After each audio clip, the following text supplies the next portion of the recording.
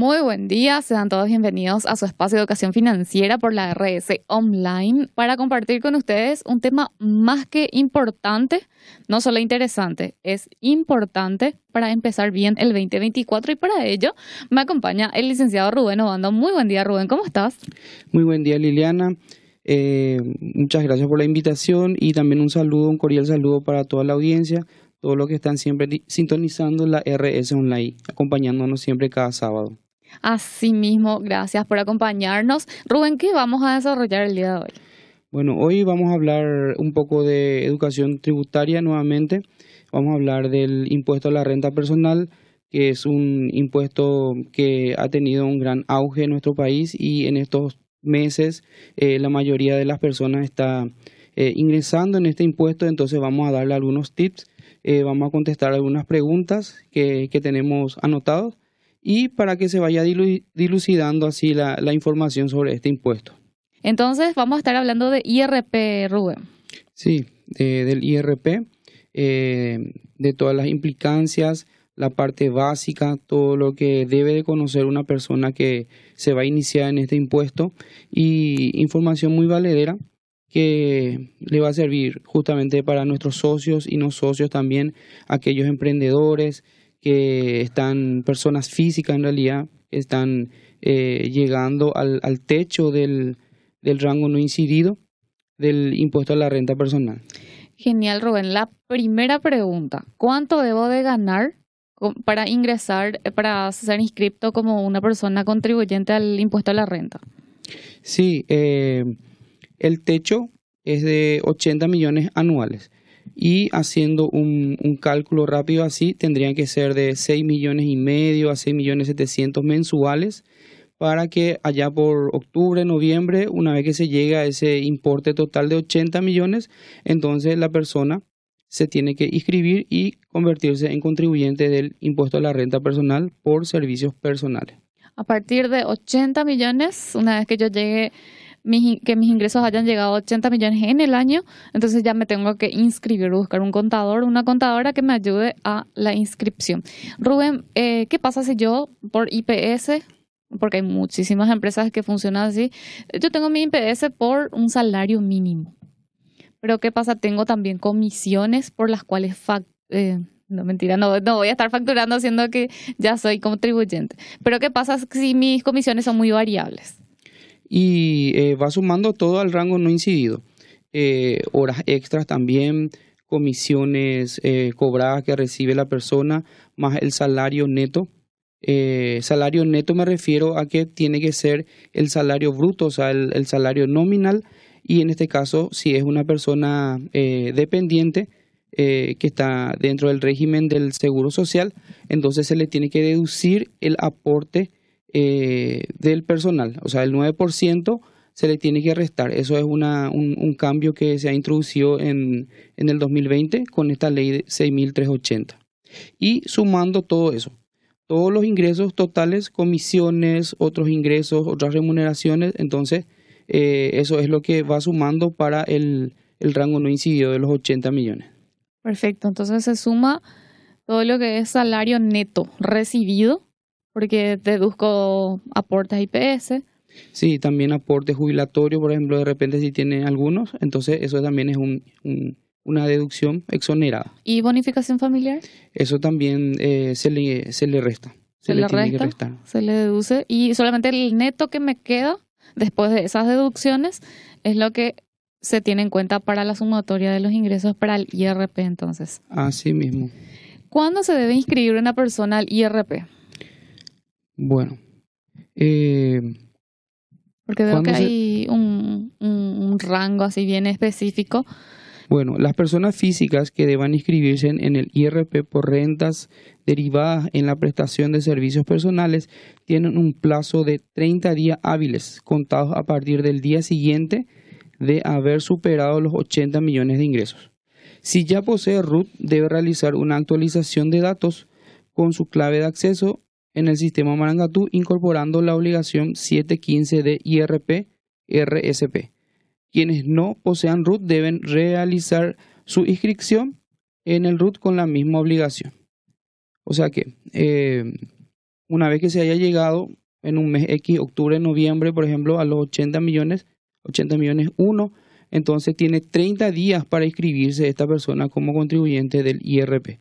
Y como mencioné, algo muy importante, de repente puede haber algún profesional o también una persona que sea independiente, que ya tenga RUT, ya esté inscrito dentro del registro único por la Administración Tributaria, y entonces lo que tiene que hacer es actualizar su obligación, o sea, agregar esta obligación tributaria de 715 de impuesto a la renta personal. Y el que no lo tiene, tiene que seguir los pasos para la inscripción del mismo. Veo que te vas una sola vez a la SED, Sí, a las oficinas. una sola vez. El trámite se hace de forma online, por internet, dentro de la página de la... Ahora tiene un nuevo nombre, tenemos que ir acostumbrándonos también al nuevo nombre, es la DENIT, Dirección Nacional de Ingresos Tributarios, ya no es más SET. A partir de este nuevo gobierno se ha cambiado el nombre, y entonces sí, como te había mencionado, se hace la inscripción vía online con los documentos que se solicita, y después debe ir uno una sola vez para llevar los documentos originales firmados y también para firmar para obtener la clave de acceso para el sistema Marangatu. Ese es el procedimiento de inscripción. Perfecto. ¿Qué debe hacer una persona una vez que esté inscrito ya en el IRP? O sea, ¿cuáles son los pasos que yo debo conocer? Sí, una vez que ya está inscrito, entonces lo que tiene que hacer la persona es ya solicitar todos sus comprobantes, todo lo que compra, todo lo que paga ya a su nombre con ese RUT, y también con su nombre completo, el nombre completo de esta persona física.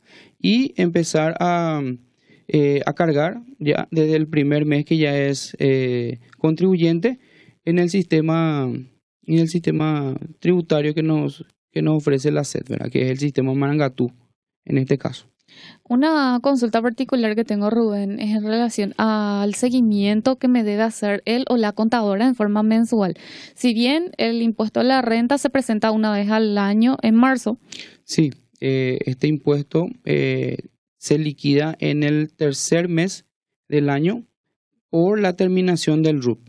Y esto tiene un calendario perpetuo en donde la terminación de cédula con 0 es el 7, la terminación de cédula con el 1 es el 9, y así sucesivamente. Sí, es de esa forma en donde se va liquidando en este mes de marzo este impuesto a través del formulario correspondiente. Todo lo que hemos recibido de ingresos y gastado o facturado, en este caso hemos pedido factura, se rinde entonces en marzo 2024, pero ese seguimiento de la contadora que te pueda dar no sé, hace una vez al año nomás que yo me veo con el contador y le digo, tengo todas estas facturas y estos son mis comprobantes de ingresos, y cargamos un poco, sino que, ¿qué es lo que vos recomendás en relación al seguimiento mensual? Porque puede que estemos teniendo más facturas que ingresos, o puede que mis facturas, qué sé yo, no todas las empresas tienen todavía todo lo que es esa factura digital que va directo al Marangatu. Entonces me puedo relajar y no estar pidiendo combustible por combustible de 100.000, por cosas chucherías a lo mejor que yo estoy comprando en el día a día, pero que suman mucho. Entonces, ¿cuál es el seguimiento que debo hacer con la contadora? Que me diga, bueno, tenés un gasto del IVA de tantos guaraníes. Y lo recomendable es cargar ya mes a mes o cada 2 meses, no esperar tanto. Y también tener en cuenta el tema de las facturas digitales y electrónicas que mencionaste. Eso también hay que estar verificando siempre mes a mes que se estén recibiendo todo dentro del buzón del Marangatu, porque ahora mismo a veces tiene intermitencia el sistema Marangatu, entonces hay que hacerle un seguimiento también de cada 2 semanas, cada fin de mes, verificar que estén esas facturas que sí son para la deducción de tu impuesto, de mi impuesto, del impuesto de la persona, ¿verdad? Y lo recomendable, como te dije, es ir haciéndolo ya mes a mes la carga.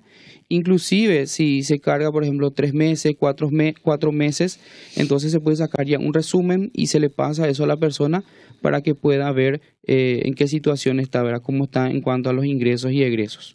Como persona particular recomiendo ese seguimiento, o sea, como contribuyente recomiendo eso, que le hagan el seguimiento ustedes en todo caso a sus contadores, porque puede haber meses en que te faltaban muchísimas facturas y tengas que pagar el IVA por un monto muy alto. Entonces, para que no te pase y puedas compensar un poquitito todos los gastos que realmente tenemos en el mes y no pagar tanto de impuestos, siempre es bueno pagar impuestos para que bueno, se siga trabajando y se sigan haciendo las mejoras en el sector público.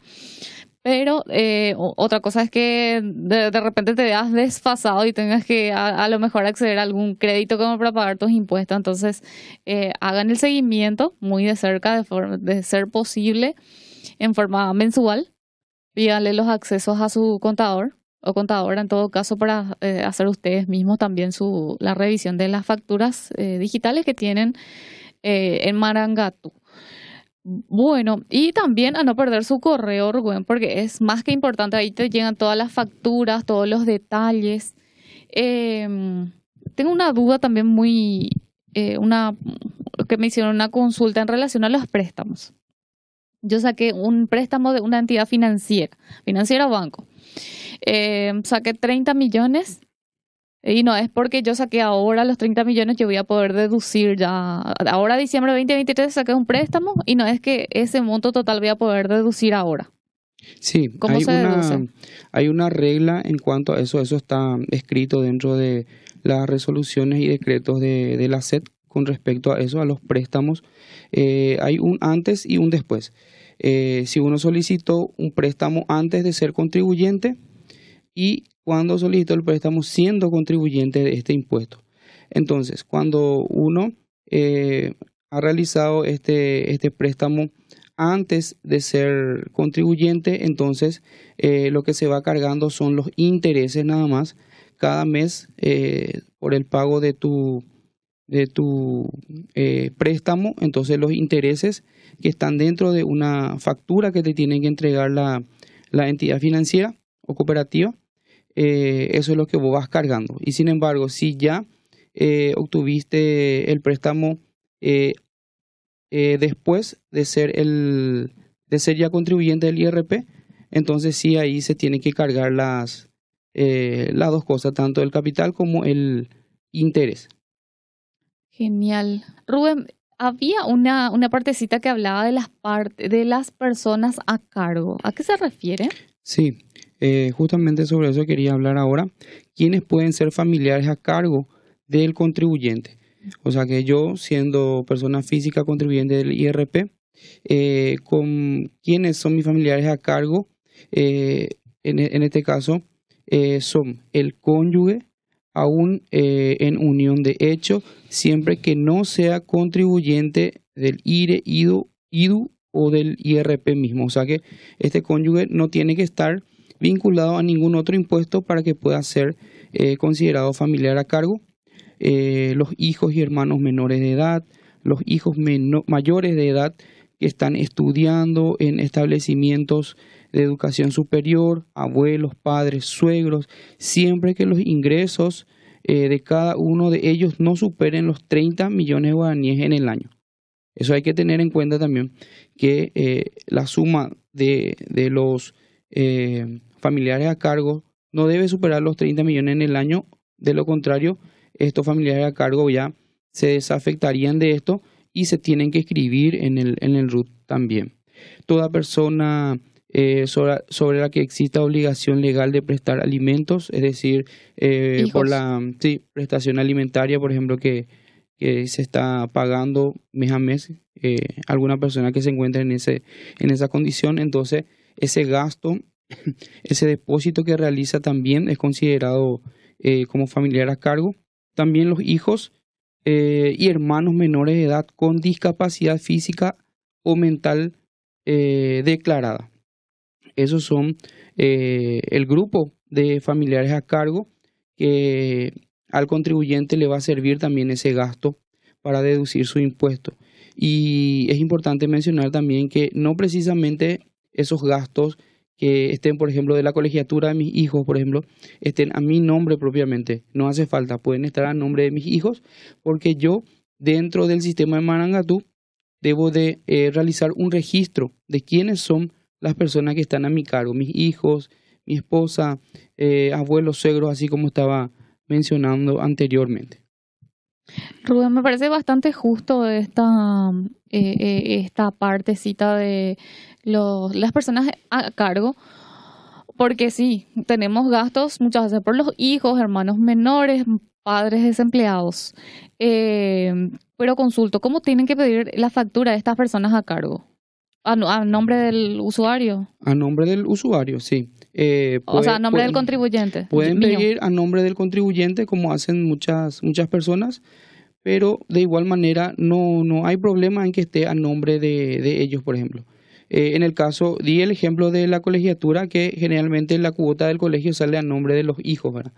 Eso igual se puede utilizar para deducir. O bien directamente se pide ya a nombre y con el RUT del contribuyente del IRP.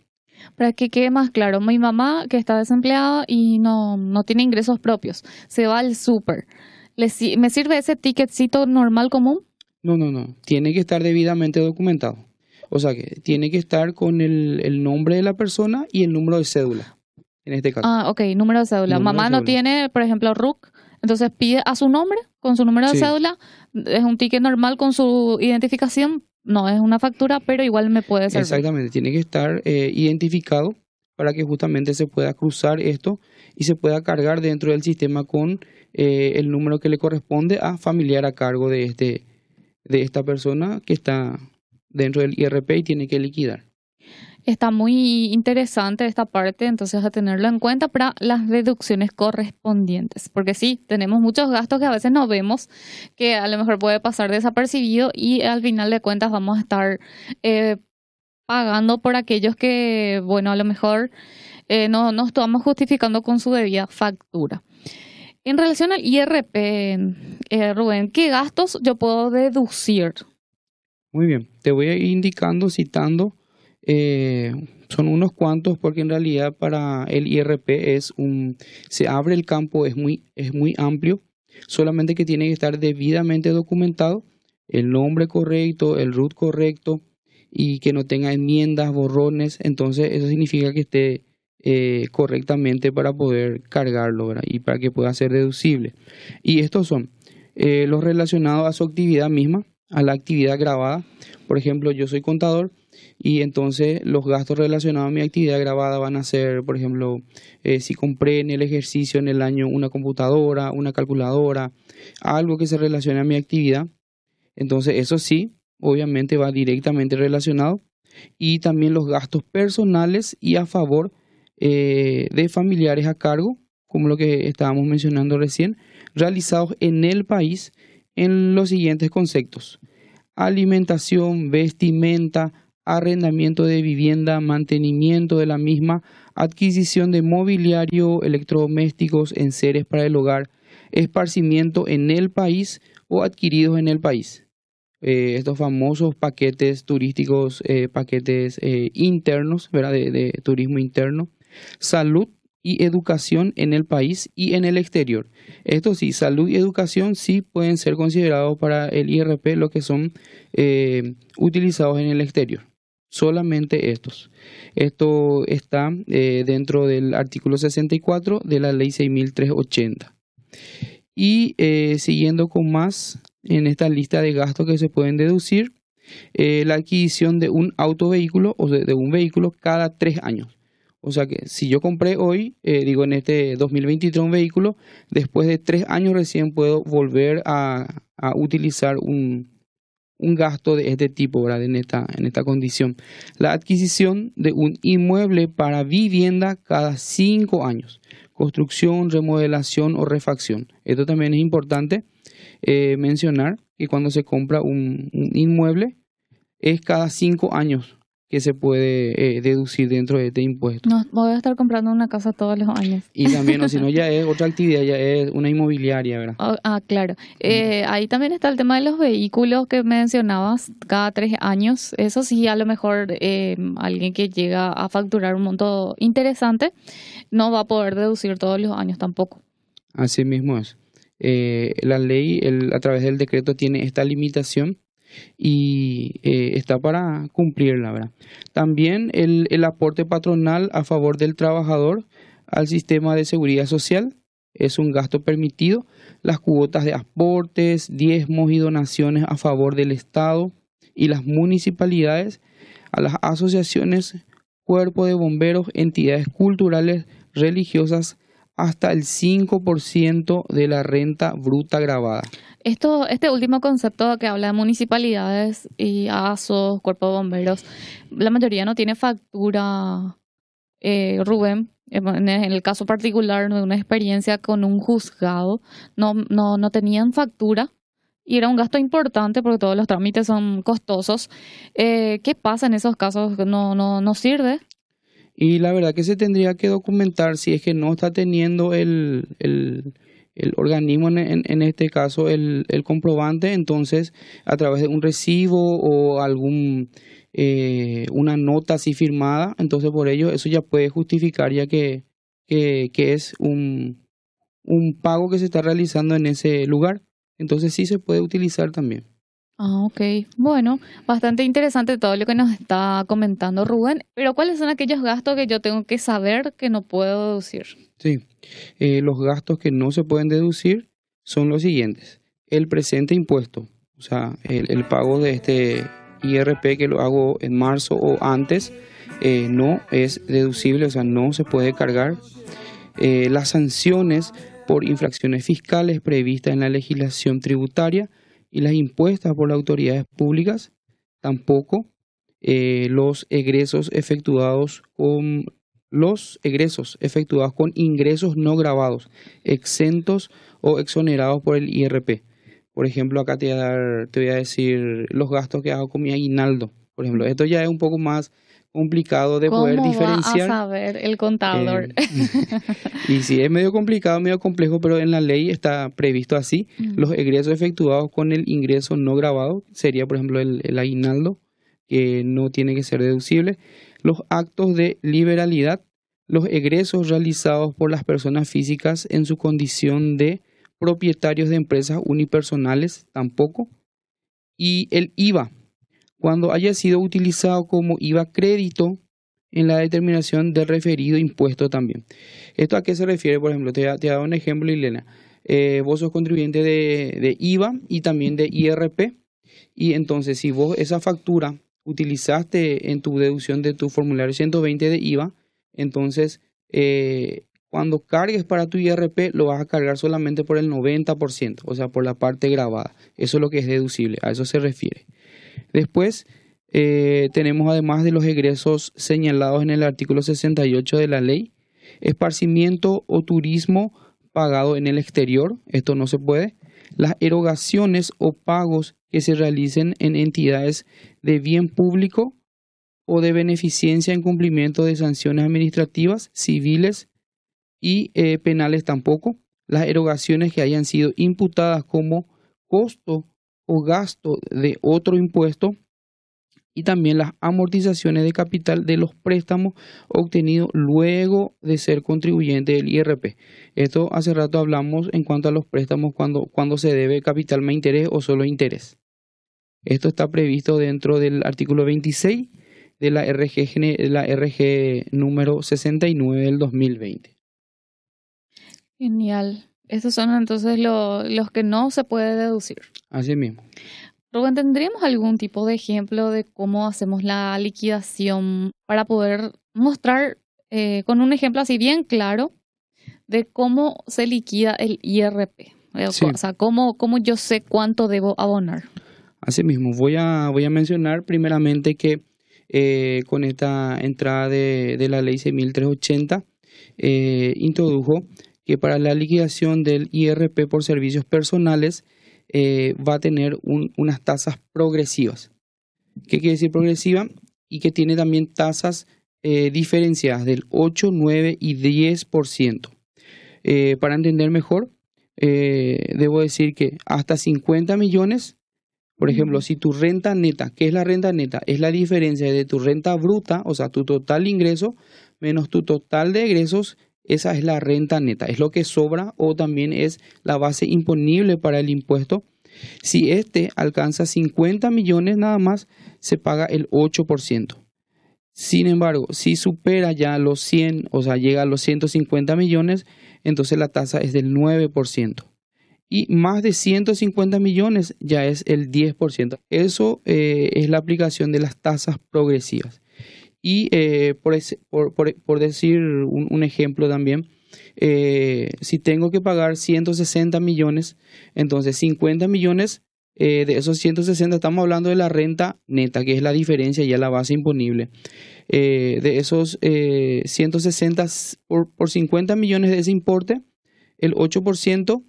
Y el 9% sería lo que sería por 150 millones y ese 10 millones de remanente ya se va a aplicar, por ejemplo, la tasa más alta, pero ya es por la diferencia, ya es por un monto menor, va a ser por el 10% nada más. Tenemos el ejemplo de un ingreso anual de 240 millones, se le deduce o se le resta los ingresos personales y familiares a cargo y también los de la actividad grabada. 80 millones y entonces tenemos como resultado la renta neta que sería 160 millones que como dije es la base imponible y ahí tenemos un ejemplo de lo que iba mencionando. Por los 50 millones se va a aplicar el 8%, entonces 4 millones, por los 100 millones el 9%, 9 millones y por los 10 millones restantes se va a aplicar el 10%, entonces 1 millón de guaraníes. El total del impuesto a pagar, en este caso 14 millones. Y lo que convierte en este caso esta forma de liquidar es que el IRP sea más justo, porque en la anterior reglamentación es directamente por el 10% y ahora no. Ya se va haciendo por tramos. Esta es la forma y la manera en que liquida el formulario 515 en este caso, que es de la liquidación para personas físicas por renta por servicios personales. A mí me queda bien claro la parte amarillita que dice tasas progresivas sobre renta neta. O sea que hasta 50 millones, o sea, yo tengo una renta en el año 50 millones. O sea que Tu renta neta. Mi renta neta, que es la diferencia entre todo lo que gané y todo lo que gasté. Exacto. Entonces, si es hasta 50 millones, pago 8%. Así mismo. Si esa diferencia es hasta 150 millones, pago 9%. Y si es más de 150 millones, pago 10%. Aquí se aplicaría el tema de la regla, quien gana más, paga más. Así mismo, así sería. Yo escucho en los noticieros, Rubén, y les resulta bastante interesante porque nosotros tenemos solamente dos tipos de impuestos, el IVA común y el impuesto a la renta. Entonces, ¿qué otros? Esto ya es fuera de lo tuyo, ¿verdad? A lo mejor quedan otro tipo de impuestos en otros países. Por eso es que les parece tan importante e interesante nuestro manejo interno en cuanto al impuesto en cuanto a los impuestos en general.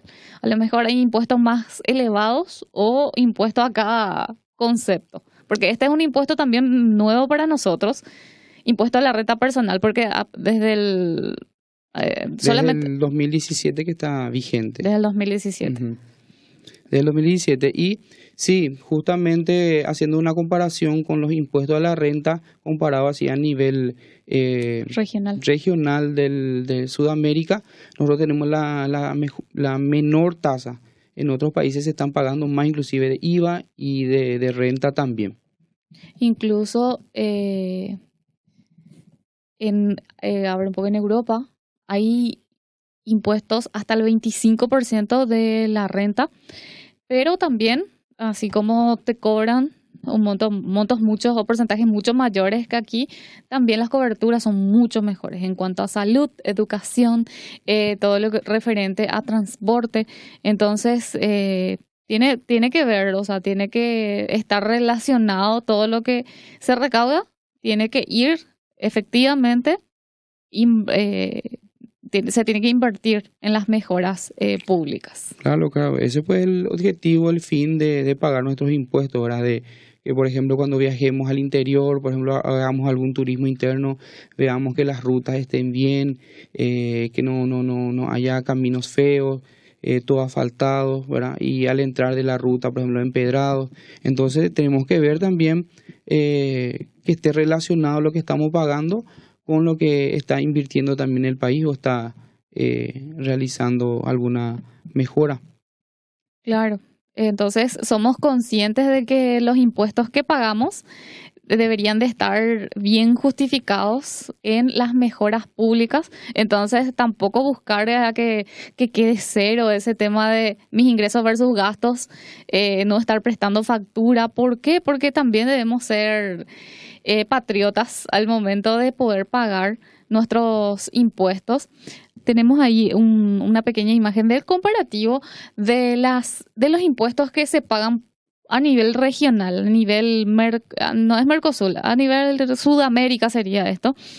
Y vemos que el impuesto a la renta en Paraguay es del 10%, en Argentina es del 30% y en Brasil es del 34%, siendo uno de los más altos de la región. Impuesto a la renta. Pero nosotros nos vamos a Brasil, desde que entramos prácticamente las rutas son impecables hasta llegar al destino. Argentina sabemos la crisis que actualmente tiene y es del 25%. Y Chile es igual que el nuestro, es del 10%. En cuanto a el impuesto a la renta personal, lo primero que había mencionado es impuesto a la renta. Y el impuesto a la renta personal, que es el que estamos desarrollando hoy, 10% Paraguay, también 35% Argentina, 36% Uruguay, que es bastante alto, pero también sus prestaciones son bastante buenas, en especial para los adultos mayores. Tienen una gran tasa de adultos mayores dentro de su población que tienen excelentes prestaciones en cuanto a cobertura de salud especialmente. Vemos que Brasil, por ejemplo, tiene 28% de impuesto a la renta personal y Chile tiene 27%. Entonces acá estamos todos verdes nosotros para Juan Pérez, que le encanta esto. En cuanto a... y esto depende de las leyes o de las políticas de cada país. O sea, dice, tenemos esta estrategia y para lograr esta estrategia necesitamos recaudar este porcentaje para poder invertirlo en salud, educación, o sea, todo lo básico que necesita su población.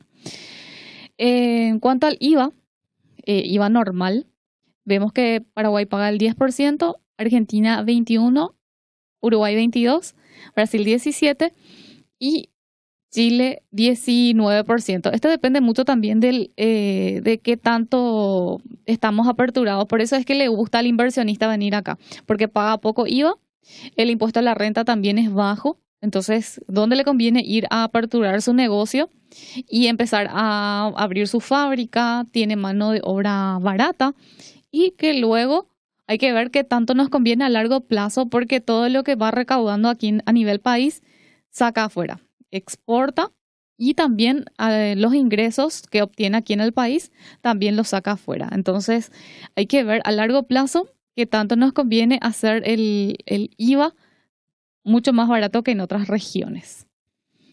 Bueno, este era un pequeño comparativo que tenía para mostrarles. Gracias, Rubén, por acompañarme el día de hoy. No, gracias a vos por la invitación y siempre dispuesto y presto para alguna capacitación, alguna presentación de estos impuestos, que es muy importante conocer y saber, y también de una manera para poder hacerle un seguimiento también.